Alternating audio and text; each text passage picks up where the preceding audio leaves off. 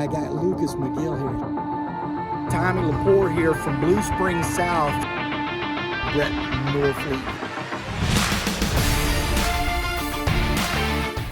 Hello everyone, welcome inside the Red Earth Production Studios for another edition of YBMcast, powered by Game 7 Baseball, game7baseball.com.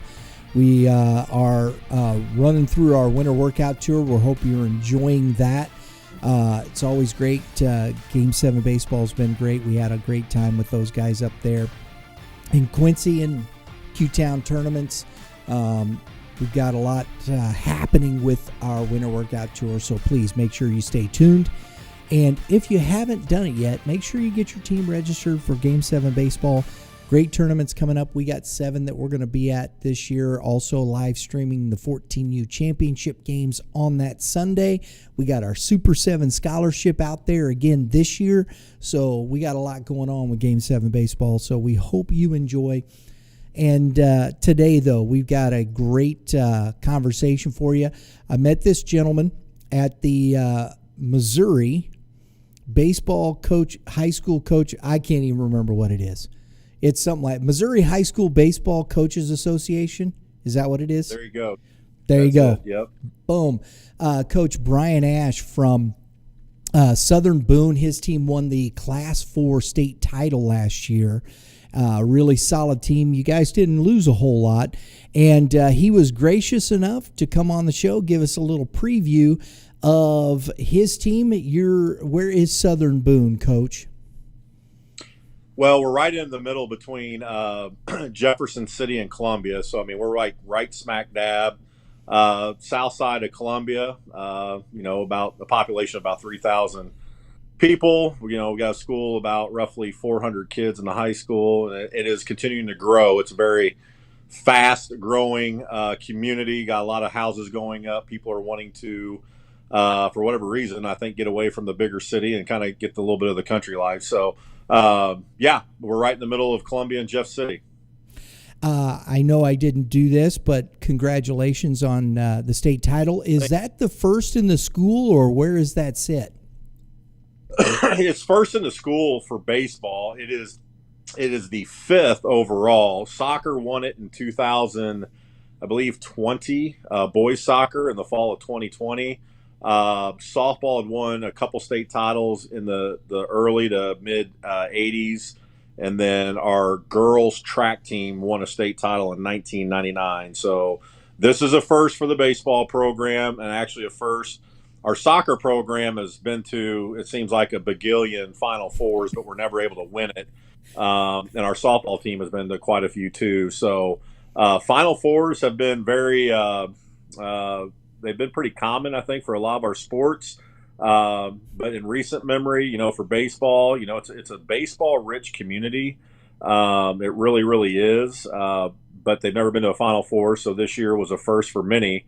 Appearing in the first Final Four, then appearing in the first state championship game, and then obviously winning it all. So it was definitely a special year, not only for our guys, our team, our coaches, but for our community. That's awesome. So, Coach Ash, why don't you give the folks a little bit of your background? I see you're wearing that SEMO ball cap. Why don't you let us know a little bit about yourself? Well, I'm from Columbia, born and raised.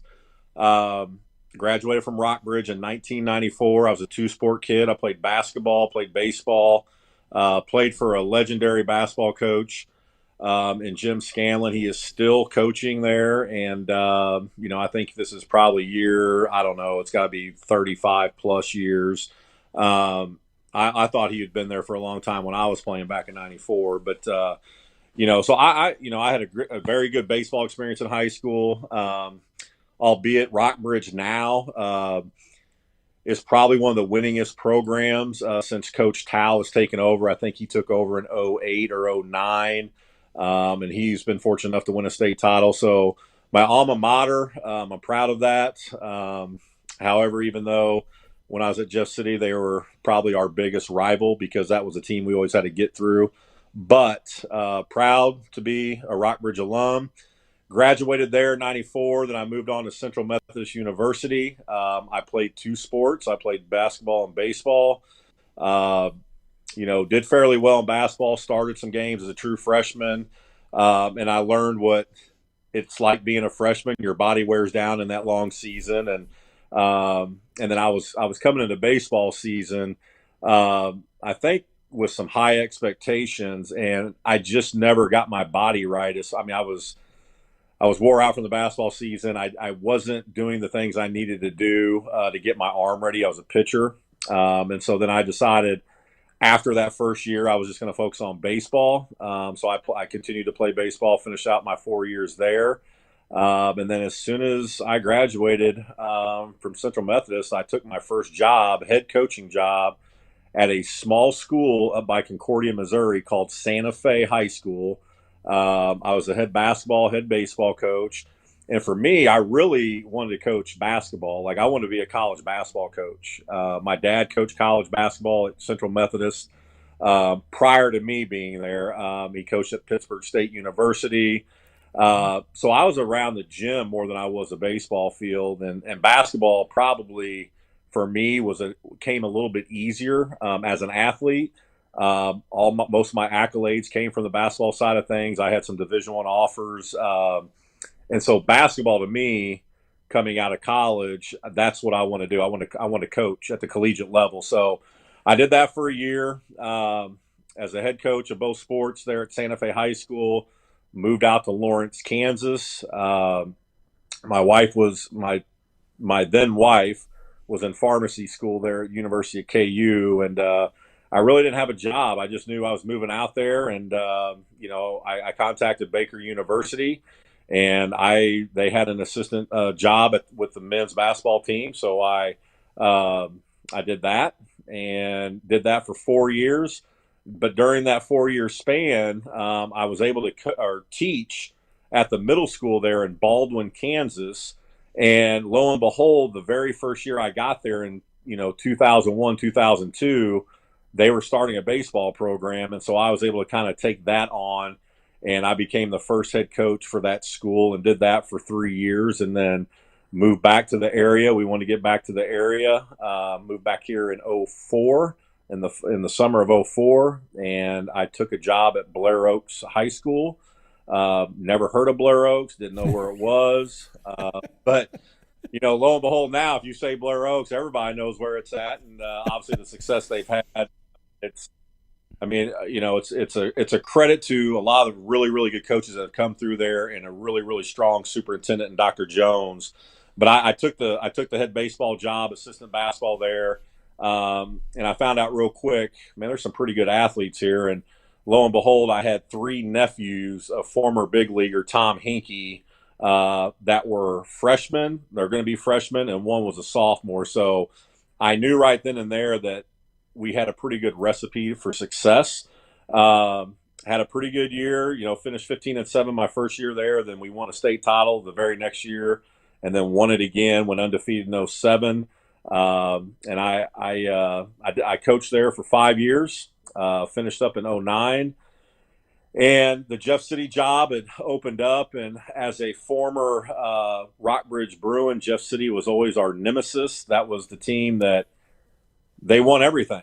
I mean, they won in football, basketball, baseball, every sport you could think of, they won at a high level. And I wanted that opportunity to coach at a bigger school.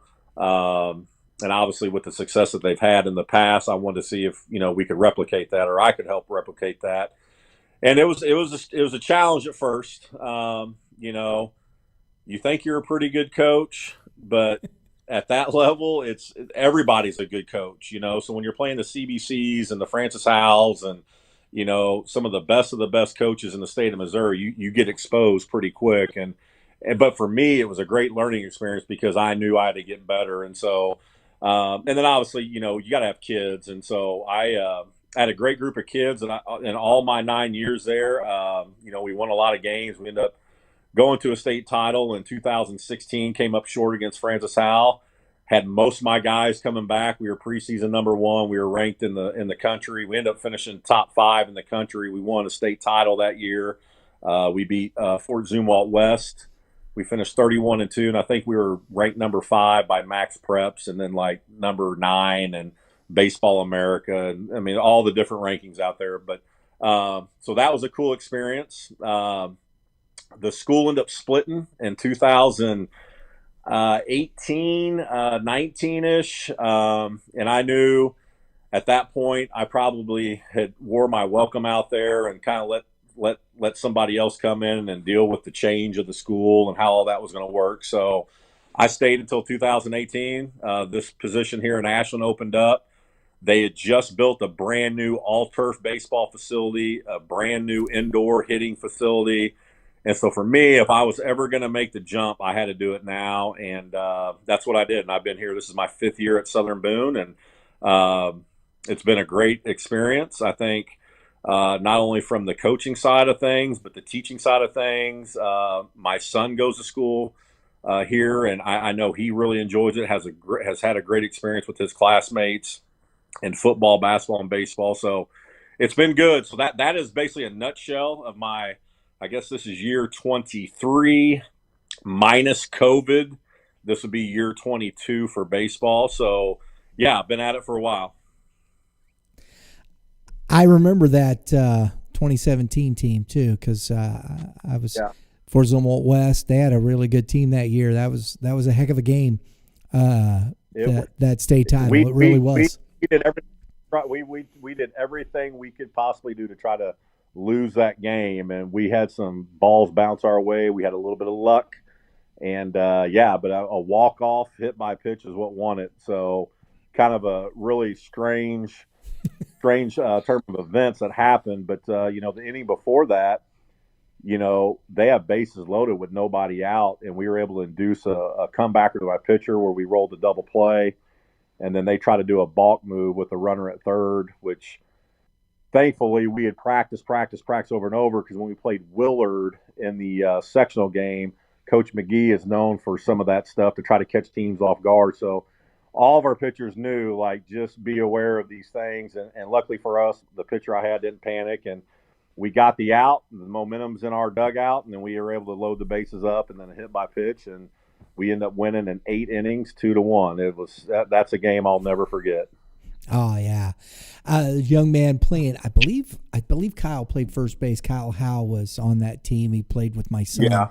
Yeah, he was. So I had some connection there, and I felt bad for him because that you get that far. But congratulations, that's 2 titles.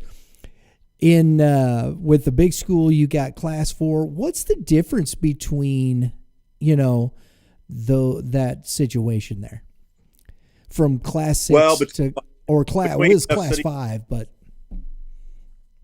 at the time Class 5 was the largest classification. I would say really the biggest difference is the pitching. You get to their, in a larger school, you get to their number 2 or number 3.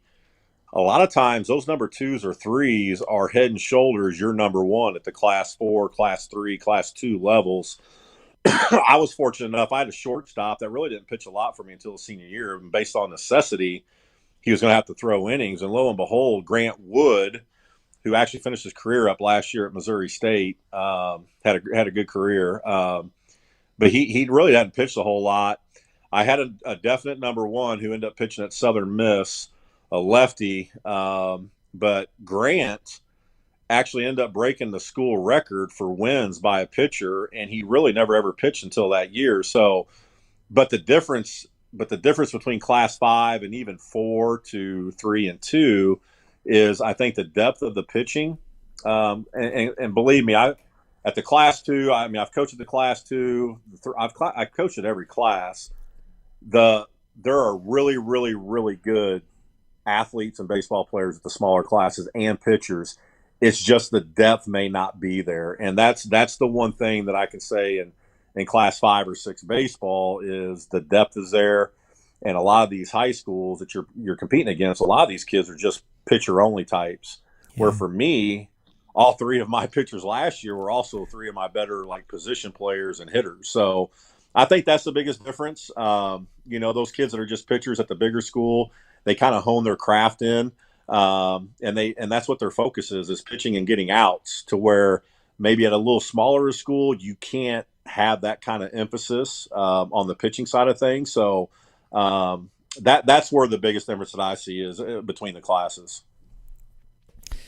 We're going to start off here talking a little pitching. And I always like to start off that way. Pitching and defense, I think, wins championships. And then you can scratch some runs across. It's just like what you said. Your pitching got you into that, and it was a walk-off hit by pitch. So Right. you never know. A close game, you just got to hang in there. Coach, who are the guys you're looking at pitching-wise? Coming off that, I'm sure you lost some seniors from that team last year. Who are the guys you're looking at pitching-wise to take that role this year? Well, Nathan Smith, probably the top guy. He's 6'3", 6'4", very long, very whippy, very baseball savvy and smart. And he did throw some significant innings for us last year. I think he threw probably around 30 innings, somewhere around there. I don't have my cheat sheet in front of me. You're right. It was 20. He had 25 innings for you last year, Coach. Yeah. So he's up there as far as starts. Now Carter Salter is also a senior who he threw a little over 30 innings, but his was mainly in relief. And you look at it, he had 4 saves last year, which is pretty incredible at the high school level, meaning we're in some really tight games, and he did a really good job of securing those leads and closing the door. But, Carter and Nathan are going to be the 2 guys that are going to have to lead the charge because they do have the most innings pitched. Carter ended up breaking the school record for the ERA, which was like a 0.35. So he's not like a big time strikeout guy, but he puts bad swings, and obviously our defense is very good. So if a ball's hit at a guy, we feel like it's a pretty good chance it's an out. So Carter and Nathan are leading that charge. Blaine Hargis threw some significant innings for us last year. Actually, his best game, he doesn't throw. He's a low 80s kid, but he's kind of a funky. He can throw like 3 or 4 pitches for strikes. And he went down to Broken Arrow and came in relief and pitched, I think, 5 innings. I think he only gave up like 1 or 2 runs. And in Oklahoma, for those people that don't know, but Broken Arrow, like 7,500 kids, I think, in that school. So, and they've had a lot of success. And for us to go down there and beat them on their home field, Blaine led that charge. He actually had the go-ahead winning. He had a bases clearing, I believe, double to give us the lead also. So we have those 3 guys. I'm very excited with some of the juniors who threw quite a bit of JV last year, who are also, played a lot of varsity innings and had a lot of the bats. They're also going to pitch. Jace Reynolds, Hunter Richardson, Austin Evans, a lefty. Braden Beckman's a sophomore. He caught a little bit, played in very sparingly for us last year as a freshman. Excuse me. He's 6'4". He's very projectable, very fluid, pounds of strike zone. Jace Ren's another one of those kids. So we have a lot of depth in our pitching, I think. It's a matter of now, let's learn how to really pitch and command 3 pitches instead of just being throwers. And they're, that's what our offseason has been all about. And I've been very pleased with our offseason up to this point, our preseason workouts and our bullpen. So it's been good. We're going to need all the depth that we can get. We're playing a full schedule. We're playing 36 games. I know the first, 2 weeks, we're going to have about 13 games under our belt. So, everybody that can throw and everybody can go out there and compete is going to have their opportunity in the first 2 weeks. Love that. And like you said, the ERA is 0.35, 2.76 for Nathan Smith, the young man, Blaine Hargis, a 1.86. Defense pushes into that. I see your Carter Salter, a middle infielder. Right. I always look at, we talk about these things from your catcher, the middle of the middle of the field, from the catcher to the center fielder. Who are the guys? Did you lose anybody up the middle? Are you having to look to replace some of those guys, Coach? Yeah, we are. We lose our catcher, Bob Andert, who I think he literally caught like 99% of our innings. We had a kid that was probably going to split some time with Bob a little bit, give Bob a break. but he broke his hand at the beginning of last year and was he wasn't able to catch all year long. And Tristan McKee, he's healthy now, so he'll be back there sharing those duties with Braden Beckman. But we did lose Bob, and Bob really came along late in the season. He was throwing guys out. I don't know what his percent was, but he was throwing dudes out that, I mean, teams just kind of just stopped running on us because he did such a tremendous job. And our pitchers do a good job of holding runners. I think that's the misconception. Anytime someone steals a base, like, the catcher's not very good. Well, a lot of times it's the pitcher's not very good. They're not doing their job of holding runners and mixing their looks and varying their timing. And so our pitchers do. We work on that. That's something that we emphasize. But we losing Bob, that's a big hole. I mean, we're going to have to fill that. And then obviously center field, Carter Karatka. I mean, he was a Gold Glove, a national high school Gold Glove award winner last year. There were only 9 guys that got it, 3 outfielders, and he was one of the 3. One of those guys is Drew Jones, who was a number 1 or I think number 2 draft pick in the major league draft this past year. I know Jackson Holiday won it at shortstop. So when you start talking about names, there's a kid from Southern Boone High School that won one of those, and that just shows you how good he was defensively.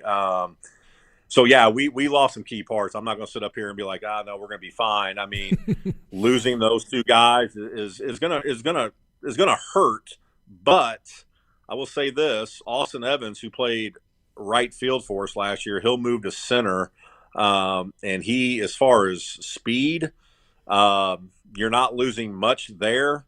Carter, what made Carter special was his jumps and his reads, and Austin's the same kind of player. So I feel like we're going to be strong up the middle because who are like replacing with are very, very good players. So I'm excited about that. I think we have 2 really solid catchers, and when one of them's not catching, they can find a spot in the outfield, or they can DH, or they can play somewhere else, especially with Braden, because he's got to pitch some too. So, after he pitches, I'm going to give him some time, whether he's DHing or maybe play a little bit of outfield or first base, just so he's not putting a lot of stress on his arm. So, yeah, up the middle, then you got Carter Salter at second base, and you have Chase Morris at shortstop, which those 2 guys played a lot of, those 2 positions last year. Now, Bradley Smith, who was 10-0 on the mound for us, he played shortstop for us last year for the majority of the innings, except for when he wasn't pitching. And you talk about a kid that can pick it. Like, there's a big debate within our school and our program and former players.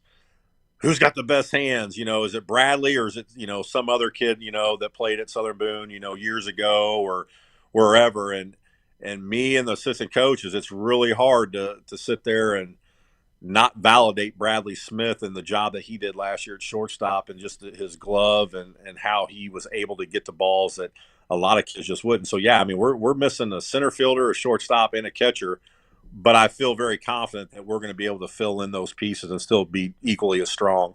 Yeah, that's tough. And I love what you said about the center fielder. That's the difference, Gold Glove. Just those little small things, the nuance of reading the ball off the bat and understanding your jumps, the drop steps, and being able, that extra half second can make all the difference, right, Coach? No, it can. It really can. And anybody that was at the Final Four last year, I mean, that field down at US Ballpark is huge. There's a lot of space out there.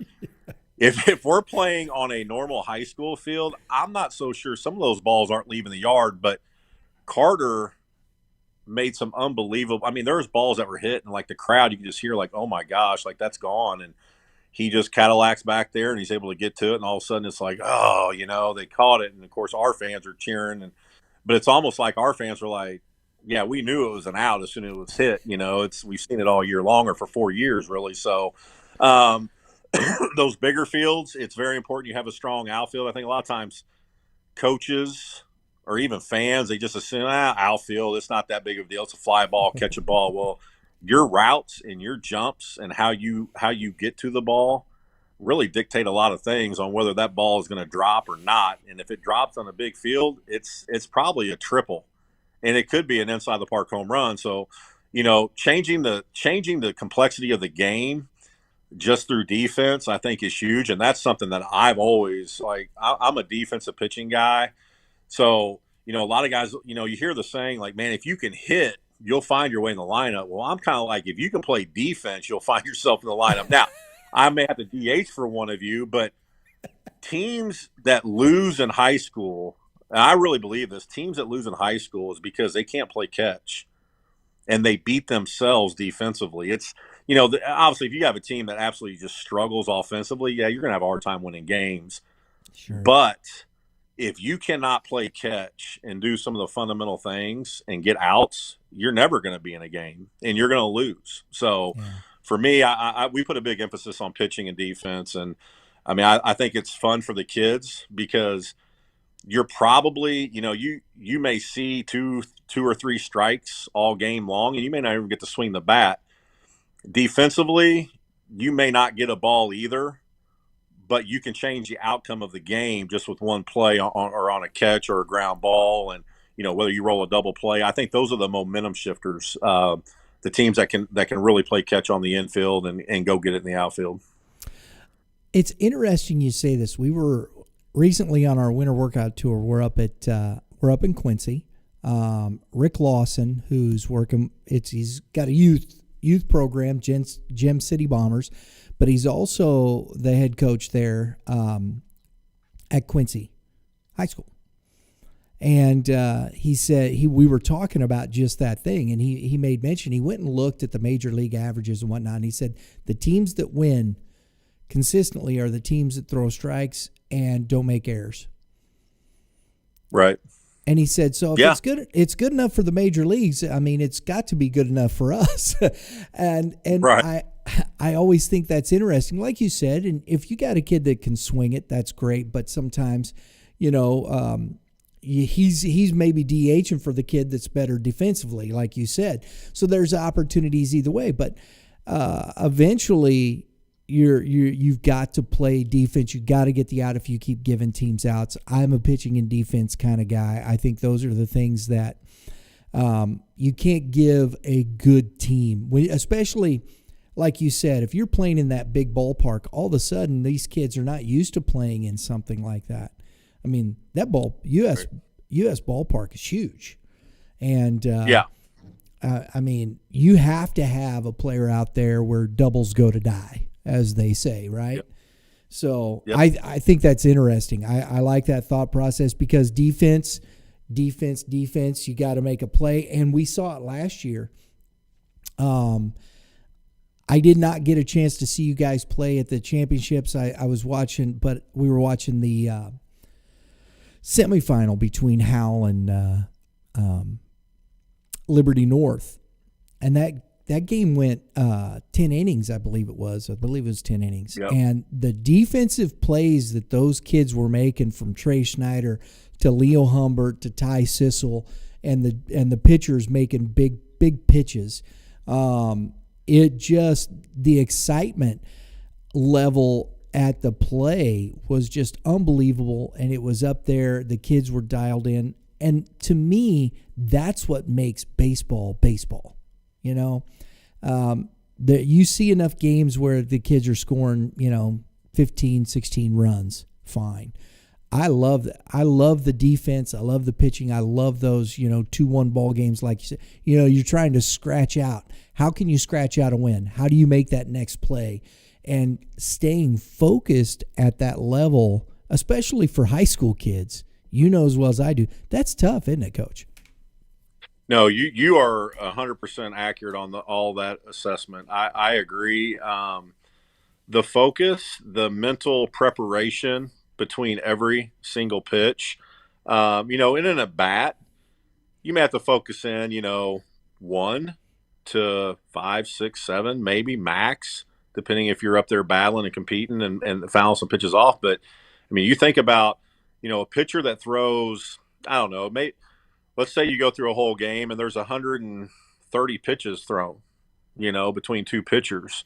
I mean, that's how many times defensively that you got to be ready in between pitches to be ready to make a play. That's a lot of time in between, and it's something that you can practice it, but a lot of that is, the focus on, like for our practices and stuff, like we hit obviously, but the majority of our practice is all defensive, whether it's footwork, whether it's the preparation side of things, whether it's communication between our infielders or our outfielders on, the cadence on, hey, this is what we're doing if the ball's hit to you. Like the constant chatter and communication, you have to trick your brain to stay engaged sometimes in baseball. And I think talking is the best way to go about it. Like undeniable communication. Like, the communication has to be so dialed in and like constant to where you don't lose focus. It's the kids, the teams that I see out there that there's no energy, there's no talking. That's when you start seeing the errors. And you're going to make errors. That's part of the game. Even your better kids are going to make errors. Even the teams that chatter and do all the right things are going to make errors. But it's usually not because it's a lack of focus. It may just be a lack of, well, I didn't take the right angle, or I didn't take, I didn't rely on my footwork, or I didn't, I just didn't get my glove down. But 100% accurate with what you just said. I think keeping kids focused, and those are the games that are fun. When it's a 2-1 or a 3-2 or even a 6-5 game, a 1-run game, to where one mistake defensively will cost you. And I see it happen a lot. I really do. Yeah, you're going to have those guys that get up there and they're going to hit a ball 400 feet, whatever, and they may walk it off. But typically in high school, the teams that cannot get out and play catch are going to lose. That's just how it is. So. Guy hits a bomb like that, you tip your hat and shake hands and go on That's home. Right. That's right. You're 100% accurate. Yep. And, that's what we say it around here. I say it all the time of the body follows the mind. And if you can get your mind right and in that place, that mental focus, you're there. Coach, let's finish up here. You got some offense. You got some dudes that can swing it. So, it's looking here at some of the names you sent me, with Salter coming in as a senior. He was a 304 hitter, had 25 runs scored. I love the run production there. That shows he's getting on base. You had, I love the juniors here. Chase Morris, 359 with 117 at bats. So, 23 RBIs, 39 runs scored. Again, run production. I love that. You had Jace Reynolds here at 90 with a 289, 20 RBIs. You got some guys that are there in the lineup. They got to just learn how to step into that role, don't they?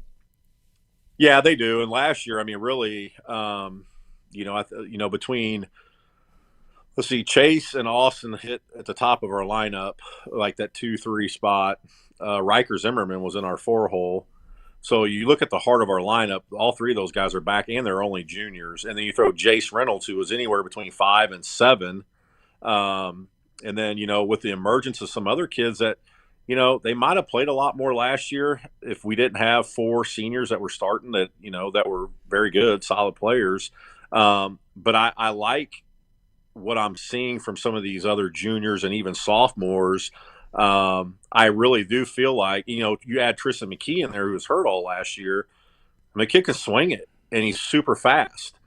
And if you look at the stolen bases just on a few of those kids, like I think since I've been at Southern Boone, we've stolen, 150 plus bags almost every year. It seems. I'm pretty sure that's somewhere around that mark. So, I'm very aggressive. We're going to run. We're going to put pressure, and we're going to look foolish sometimes.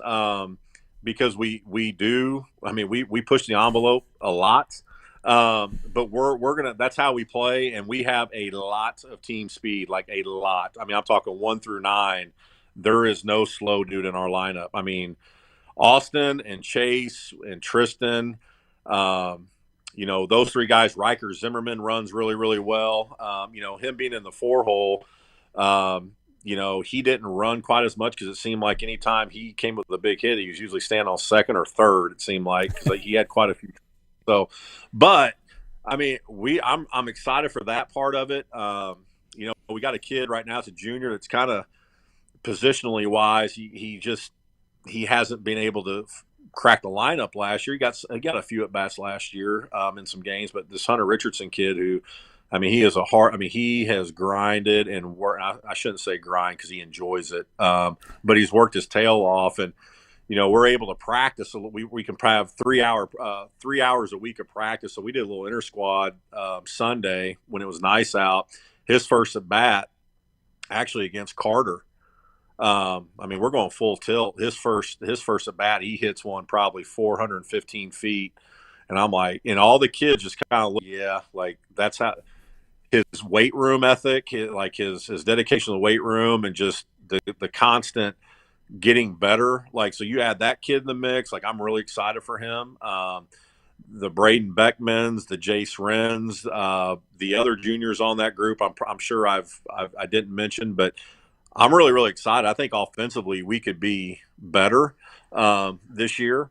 The problem is we're not going to sneak up on anybody this year. I think last year we were kind of able to, like, especially early on, just sneak up. Teams were kind of like, we don't know much about them, whatever. And next thing you know, we're like, I don't know, 24-1 or whatever. And next, now we're starting to see everybody's arms and really going into state playoffs last year, our team batting average was like around like 340, I think. I mean, it was really, really solid. But as you start getting deeper in the playoffs, the arms you're seeing are outstanding. And so we had some guys like Austin Evans went through a 3-week stretch where I don't think he had a hit. Yeah. And right before like districts, like literally, I mean, he was hitting the ball hard. He was just kind of in a little funk, but I mean, he went from hitting over 400 to like, I think he ended up hitting like a little bit over 300 last year. But don't let that average fool you, because I'm telling you, that kid is going to he's a 400 type high school hitter, and with a lot of power. And he went through that sophomore slump, and he really struggled with trying to get out of it. But then once we got in the state tournament, he was as clutch as they could come. So, yeah. I always look at these things. 123 at bats for a sophomore at the varsity level, and I mean 6 doubles, 4 triples, 6 home runs, 38 RBIs, 31 runs scored, 23 stolen bases. I'll take that from a sophomore coach. I mean, my goodness. Oh yeah. So you can't help but look at that and go, as a junior, he's gotten a year stronger. He's grown a little more. You got 2 years, I think. Just looking at that. My goodness, Coach. I'll take that all day. Yeah, like I said, it's number one. Like I tell our kids, like the biggest attribute any of you players can provide this team is your availability. So if you're not available, you're not doing your team any good. So like, 1, staying healthy. 2, make sure you're getting sleep. Make sure you're getting stronger. So we're not having those types of injuries. So yeah, if you look at our lineup and who we have coming, I mean, I've only got 2 seniors. I mean, I've got 2. That's it. We started off like, they were COVID freshmen. And, I think that kind of, some of the kids were kind of like, I just don't know if I want to do this. And so I think we had another kid he's a soccer kid. He decided he wanted to focus on soccer and club soccer, which is, a little heartbreaking. You never want a kid to quit, but certainly understand and respect his decision. But, from a group of probably 7 to 8 kids we had as freshmen, we're down to 2. So you look at our lineup and our roster, I mean, we got some guys coming. And then our younger kids, our freshmen and sophomores we have right now, I mean, there's some major pieces there. And I know, you start digging deep even into like the junior high levels.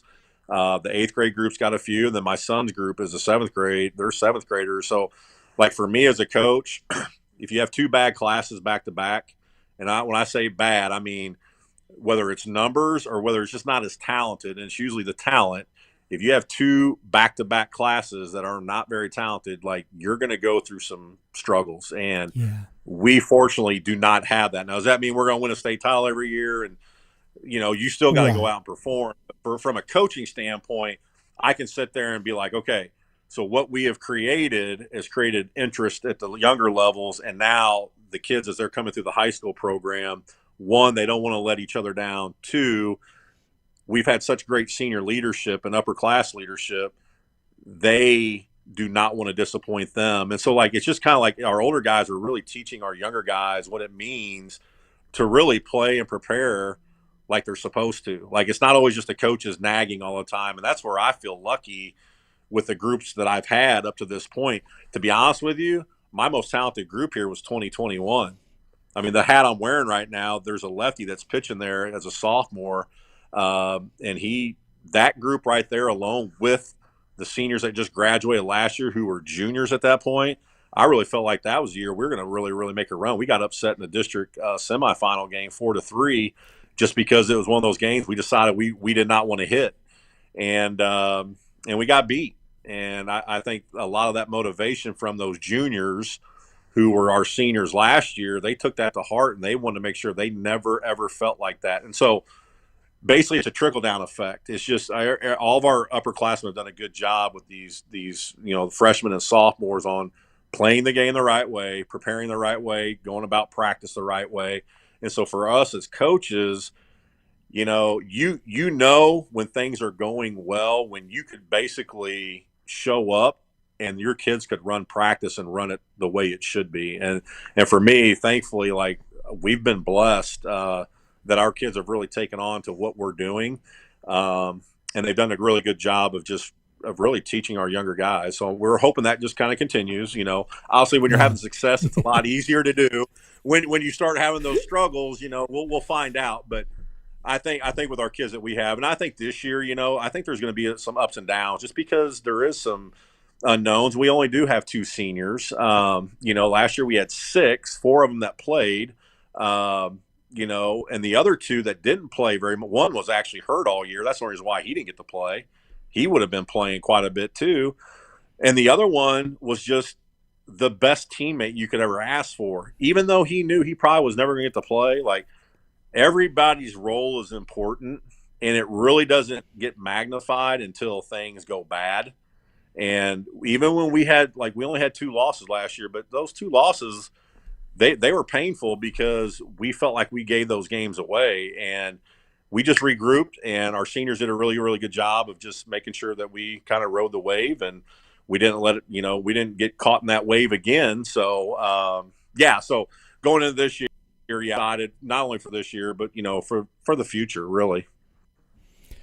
Coach, it looks like we're looking forward to it. I know when we talk with Coach Mulder, Kevin Mulder, the old PBR guru that we have around here, I know he was pretty high on you guys the last couple of years, and I think even more so your team, like you said, the last year. So It was really enjoyable getting to see that. We'd hope that we can get you back on.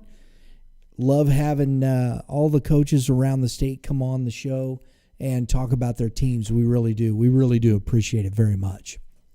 Well, thank you so much. And you know, what you're doing at the high school level in particular, like this is huge. This is big.